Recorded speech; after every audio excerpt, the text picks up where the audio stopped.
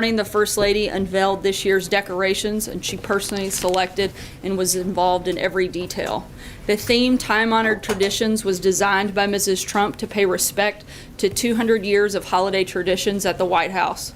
During the month of December, the White House will host more than 100 open houses and numerous receptions, and more than 25,000 visitors will walk the halls taking part in public tours. Speaking of Christmas, the President is looking forward to the Senate bringing us another step closer to delivering a big, beautiful Christmas present to the American people in the form of massive tax relief. To that end, on Wednesday, the President will travel to St. Charles, Missouri to deliver an important address to the nation on the need for tax cuts and reforms. Unemployment is already at a 17-year low, wages are starting to raise, the stock market continues to hit all-time highs, and optimism is through the roof. Just imagine what's going to be possible when this plan passes. I think it will be a great lead into the Christmas season and something we can all be excited about. And with that, I will take your questions. Jeff. Sarah, is Director Mulvaney firmly in charge of the Consumer Financial Protection Agency today, or is there still a back and forth between him and Leandra English on who's actually the boss? Director Mulvaney has taken charge of that agency, and he has the full cooperation of the staff, and appeared there this morning, and things went very well on his first day over at CFPB. How did he handle that power struggle when he arrived there? I think that the legal outline shows very clearly who is in charge of that agency, and both he and the White House, as well as the general counsel for CFPB, who was appointed by Condrey, said that he has the legal standing to be there and serve as the director, and we all agree with that, and again, feel very confident in moving forward. Cecilia? Why not just fire Leandra English? Look, she's still the deputy director and has a legal standing in that capacity, but not as the director. And do you believe, does this White House agree with Mick Mulvaney when he called this agency a joke?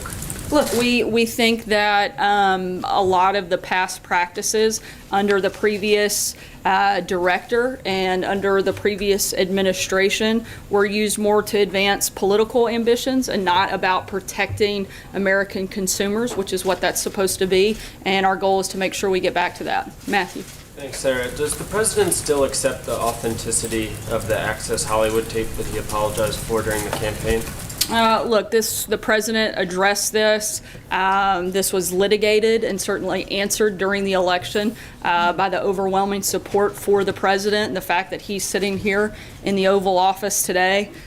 He's made his position on that clear at that time, as have the American people in his support of him. So John Decker. He apologized for it, which would seem to acknowledge its authenticity, and that position hasn't changed? No, like I just said, the president hasn't changed his position. I think if anything that the president questions, it's the media's reporting on that accuracy. John? Thanks a lot, Sarah. Just two questions on the CFPB. The first one has to do with whether or not you would like the courts to clear up any confusion as to who is in control of the CFPB. Of course, the lawsuit has been filed. We'd like that case to be, a ruling on that case to be decided very quickly. Look, of course, we're aware that a lawsuit's been filed, but we're also aware that the law is extremely clear and that Director Mulvaney is the acting director here, as has been outlined by the counsel's office, by the Department of Justice, and as I said before, CFPB's own general counsel, which was appointed by Condrey. So I think that everybody is in full agreement that he's the director of this office. Trey? Sorry, John. I'm going to jump around. How do you envision the agency operating under Director Mulvaney? Much better than it has in the past. In what way? What are the functions of the agency? Like I said, we're not going to put political ambitions as the number one priority. We're going to make sure that the consumers are actually being protected, which is what the agency was created for. Trey? Thanks, Sarah. On the Senate race in Alabama, does President Trump plan to campaign for Roy Moore? The president is not planning any trip to Alabama at this time, and frankly, his schedule doesn't permit him doing anything between now and Election Day. Over the weekend, the president weighed in about this race on Twitter. Does the president does he have plans to continue his campaign against the Democrat in Alabama, Doug Jones? Look, I'm not going to get into a back and forth from the podium. As you know, I've declined that opportunity many times. But I can tell you that the president obviously wants people who support his agenda, and certainly wants people that are looking to make America better, to improve our education system, to grow our economy, to continue to fight against ISIS, continue growing the economy. Those are the president's priorities, and he wants people in place that are going to help and support those priorities. Jonathan. Sarah, at the event that the president just did with the Navajo Code Talkers, he referred to Pocahontas being in the Senate. Why did he feel the need to say something that is offensive to many people while honoring the Navajo Code Talkers, these genuine American I think heroes? what most people find offensive is Senator Warren lying about her heritage to advance her career. Now, she said it was a Stephen. racial slur. She said it was a racial slur. What is your response to that? I think that's a ridiculous response. If I could Stephen. just follow up with that, because the president was speaking at an event to honor members of the greatest generation, people who fought in World War II, who are in their 80s and 90s now. And the moment had many people online asking whether the president lacks decency.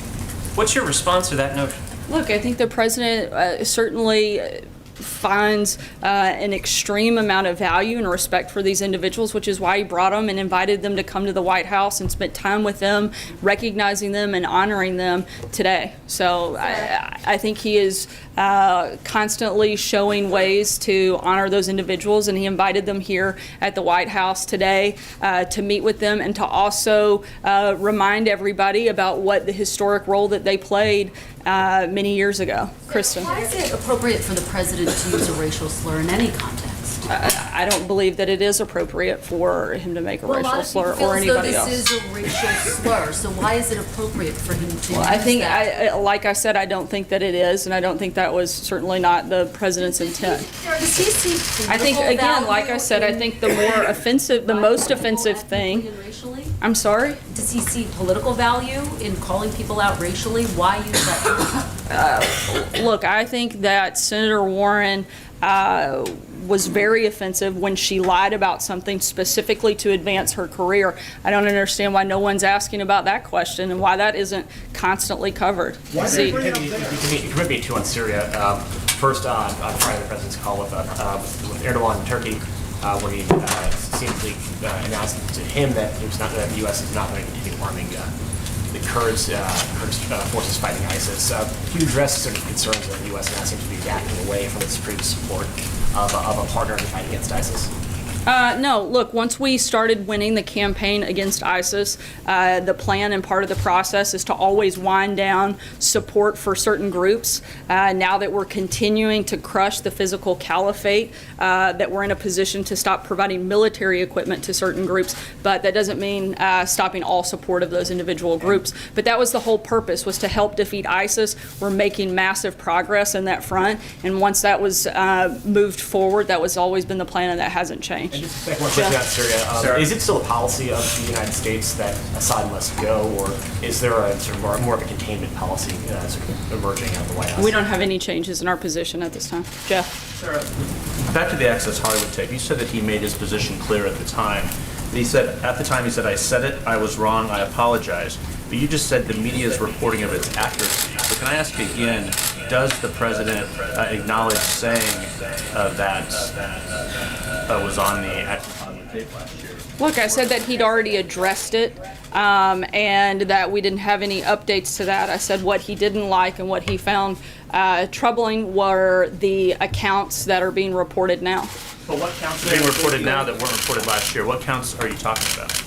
The ones that are current that he's questioning. Following up on Steve's question, so what is the official policy on Assad's position? Should he stay or go? Look, as I just said, we don't have any changes into past statements that we've already made on that front. Nothing new. Blake? Just a couple on the CFPB. Does the White House believe that Leandra English is unqualified for that position? We believe that Director Mulvaney is the right person at this time to lead that agency, and that's why he's over there. If you believe that he's the right person, I guess the follow-up then is, what does the White House or what does the president have against Leandra English in that spot? Look, I'm not saying that we do have anything against her. I'm saying that we want Director Mulvaney to lead this agency, and that's a decision that the president is allowed to make and one that he's made and has legal authority to do so. John? Thank you, Sarah. 2 questions about personnel. The president's appointment of Governor Brownback for the ambassador-at-large slot dealing with religious liberty has been stalled, and the Senate has yet to confirm him or vote on his confirmation. Now, at the same time, the National Security Council staff has a vacant slot that deals with the same issue, religious liberty, that doesn't require Senate confirmation. Is he going to fill that slot on the NSC? I'm not aware of any specific announcement for that position at this time, but if one happens, we'll certainly make sure you're aware of it. Now, and the other question is regarding the appointment of Director Mulvaney to a simultaneous presidential appointment. It seems a little odd because this has not been done, according to many accounts, since before World War I. We're an administration that likes to break new ground, John. Well, he broke it, but the last time was before World War I, when the Secretary of the Treasury was also the first chairman of the Fed. Whose idea was this, or did the president decide to give the dual positions to Director Mulvaney? Look, I think the president felt like he was the right person to lead this agency, and he made that decision. I don't think there's more to it than that. Fred? Oh, thank you, sir. One on the CFPB. As far as reforms to the agency, the House has passed the Choice Act. That's still no action on that in the Senate. Is this something, does the administration see this as an opportunity to try to push congressional reforms to the agency? Look, this is Director Mulvaney's first day. We're going to let him get settled in before we start announcing new policy, but when we do, we'll certainly keep you guys posted. Anita? Sorry, I'm going to try to jump around for save time. Ryan said the other day that the issue of the Dreamers would not be in the spending bill. We're reaching the end of the year now, and I'm wondering what the president said that he would take this back up if Congress couldn't act. Negotiations aren't really going anywhere. What does the president propose to do? Does he see that happening in Congress in the next few weeks? Wish for a standalone bill? Are you talking about specific to, I'm sorry, I missed the first part. Dreamers? Oh, What to do about Dreamers? Look, we hope that the Democrats aren't going to put our service members abroad at risk by trying to hold the government hostage over partisan politics and attaching that to that. We've laid out what our principles on immigration are. We want to see responsible immigration reform that would include DACA, but that would also include the priorities that we've already previously laid out. Don't come up with anything? Like I just said, we hope that the Democrats are willing to actually make responsible immigration reform. We've laid out what we want, and look, the president's got a meeting with various members tomorrow, and I would imagine that will come up at that time. With the leaders? Kristen. Sarah, what would you say to consumers who are concerned about somebody who once called the agency that he's now ostensibly leading, Mick Mulvaney calling the agency a sick, sad joke? What would you say to consumers who are concerned about somebody like that now ostensibly leading this agency that was designed to protect them? I think that consumers should be glad that they finally have somebody in there that actually wants to fight for consumers and not fight for their own political ambitions, which we've seen in the previous leadership, and which will be a very different change under Director Mulvaney. David? Sarah, at this point, Senator Al Franken has allowed that there may be more women coming forward. He doesn't know that there are, but he said there might be more women coming forward.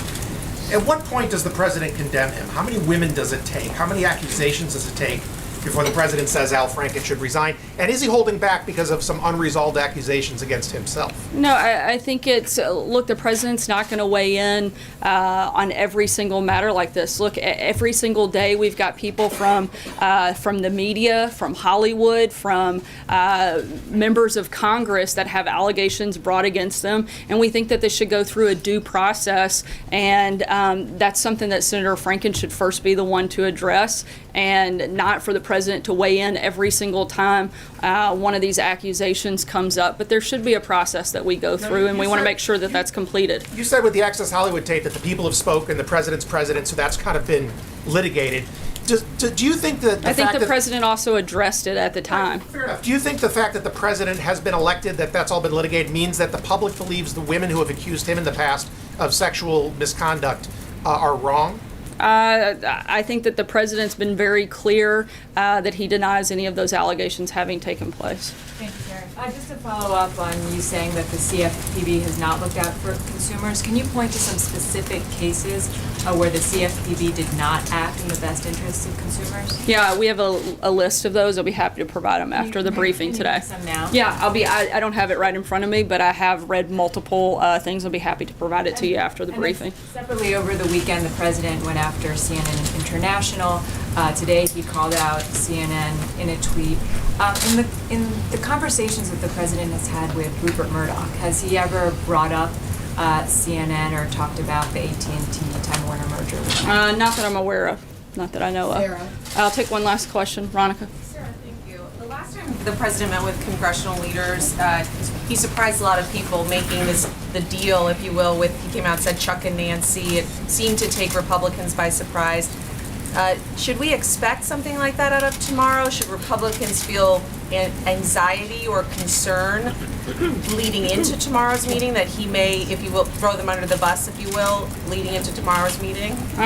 Look, I don't think the president threw anybody under the bus, but if the president, I'm not going to get ahead of that meeting, but if the president can make a deal and any of those Democrats would like to come on board and support tax reform, I think that's something we'd certainly welcome and be happy to celebrate with them after, as my guess is most of the Republican senators would also be excited about that as well. Thanks so much, guys. Have a good afternoon. Protocol office involved in this Native American event where the Native Americans were under Andrew Jackson, under the portrait.